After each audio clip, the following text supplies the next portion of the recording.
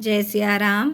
लक्ष्मी नारायण भक्ति चैनल में आप सभी भक्तों का स्वागत है। आज हम श्री गीता जी का 11वें अध्याय का महात्म्य श्रवण करेंगे। श्री भगवान जी बोले, हे लक्ष्मी, अब 11वें अध्याय का महात्म्य सुन। एक तुंगभद्र नामक नगर था, जिसके राजा का नाम सुखानंद था। वह श्री लक्ष्मी नारायण की बहुत सेवा करता था। वहाँ एक ब्राह्मण बड़ा धन्य पात्र विद्वान पंडित रहता था। उस ब्राह्मण का नियम था कि श्री गीता जी के 11वें अध्याय का पाठ करता था। राजा भी नित्य श्री लक्ष्मी नारायण की सेवा करता था और पाठ भी नित्य श्रवण करता था। ऐसे ही सेवा करते करते बहुत काल व्यतीत हुआ। एक दिन राजा घर को गया। उस दिन बहुत से अतिथि देशांतर फिरते फिरते उस नगर को आए। अतिथियों ने राजा से जगह मांगी। राजा ने बड़ी हवेली खुलवा दी, जहाँ अतिथि उतरे। राजा ने सीधा दिया रसोई कर अतिथि बड़े प्रसन्न हुए और अमृत तुल्य वचन बोले। राजा उनके दर्शन को गया। राजा का बेटा भी साथ था और कई भृत्य भी साथ थे। राजा उस हवेली में आया और जो महंत था उसके साथ राजा बातचीत करने लगा और राजा का पुत्र खेलने लगा। वहाँ एक प्रेत रहता था। उस प्रेत ने राजा के पुत्र को मारा। चाकरों ने राजा को खबर की। राजा यद्यपि सेवा करता वह कथा श्रवण कराता था, परंतु पुत्र के मोहवश राजा के मन में दुर्बुद्धि आ गई। राजा बोला, हे संत जी, आपका दर्शन हमको बहुत फला है। एक पुत्र था, वह भी प्रेत ने मार दिया। तब संत बोले, हे राजन, चलो देखें कहाँ है तेरा पुत्र। राजा, ब्राह्मण, महंत सभी वहाँ आए जहाँ राजकुमार मरा पड़ा था। तब ब्राह्मण ने कहा, अरे प्रेत, तू इस लड़के पर कृपा दृष्टि कर, जिससे यह लड़का जी उठे और मैं तुझे श्री गीता जी के 11वें अध्याय का पाठ सुनाता हूँ। तू उसे श्रवण कर, इससे तेरा कल्याण होगा। अब तू पिछले जन्म की बात कह। तब प्रेत बोला, मैं पूर्व जन्म में ब्राह्मण था। इस ग्राम के बाहर हल जोतता था। तब एक दुर्बल विप्र आया, सो इस खेत में गिर पड़ा। उसके शरीर से रुधिर निकला। तब एक चील ने उसका मांस नोच खाया। मैं बैठा देखता था। मेरे मन में दया न आई जो उस विप्र को चील से छुड़ा दूं।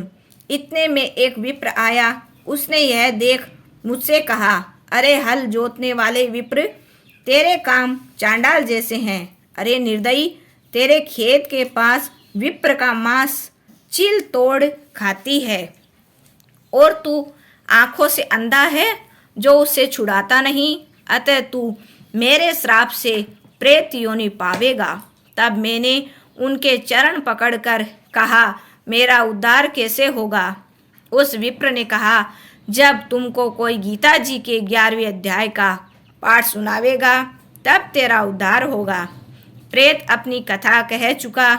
तब विप्र ने राजा से पूछा। राजा ने कहा, इसका उद्धार करिए और मेरे बेटे को जीवित करिए। तब विप्र ने गीता जी के 11वें अध्याय का पाठ करके प्रेत पर जल छिड़का, जिससे प्रेत ने अधम देह से छूटकर देव देह पाई और राजा का पुत्र भी सजीव हो प्रेत देही से श्याम सुंदर चतुर्भुज रूप हो गया। स्वर्ग से विमान आए, उसमें बैठकर वह प्रेत स्वर्ग को गया। राजा का पुत्र भी गीता जी के 11वें अध्याय का पाठ सुनने से श्री नारायण जी का भक्त हुआ। तब उस ब्राह्मण से राजा ने भी गीता के 11वें अध्याय का पाठ श्रवण किया। इस प्रकार वह राजा परम गति का अधिकारी हुआ। बोलिए श्री कृष्णचंद्र भगवान की जय। गीता माता की जय। आरती श्री गीता जी की। जय गीता माता, श्री जय गीता माता। सुख करनी दुख हरनी, तुमको जग गाता।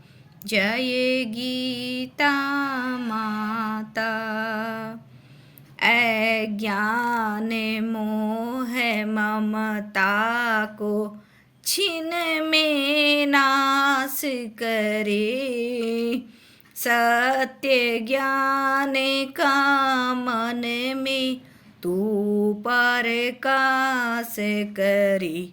जय गीता माता। शरण मेरी जो आवे, तेरी मति ग्रहण करे। मैया तेरी मति ग्रहण करे। पाप ताप मिट जावे, निर्भय सिंधु तरे। जय गीता माता।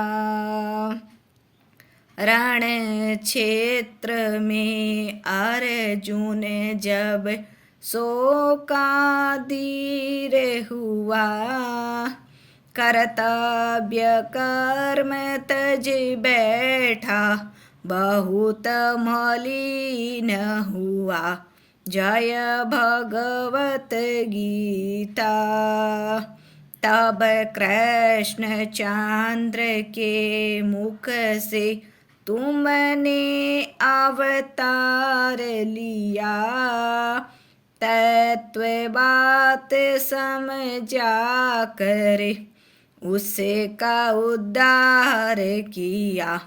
जय भगवत गीता। शरीर जन्मते मरते, आत्मा अविनाशी। मैया आत्मा विनाशी।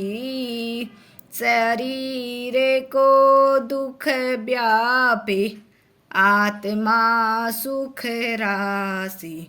जय भगवत गीता।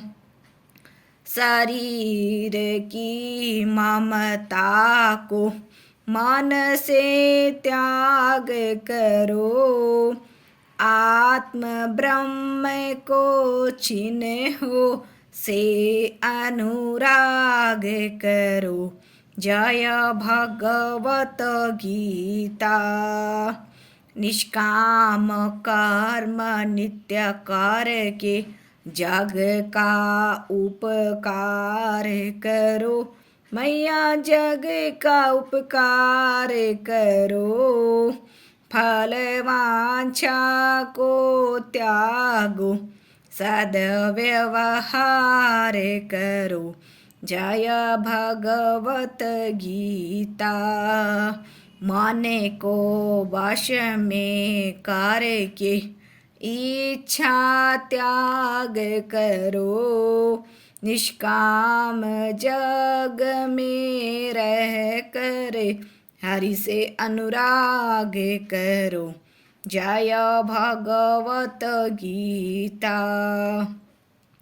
यह उपदेश तेरे जो नर मन में लावे, भगवान भव सागर से वह क्यों न तर जावे। जय गीता माता। जय गीता माता। ओ मैया जय गीता माता। सुख करनी दुख हरनी, तुमको जग गाता। जय गीता माता। बोलो श्री कृष्ण चंद्र भगवान की जय।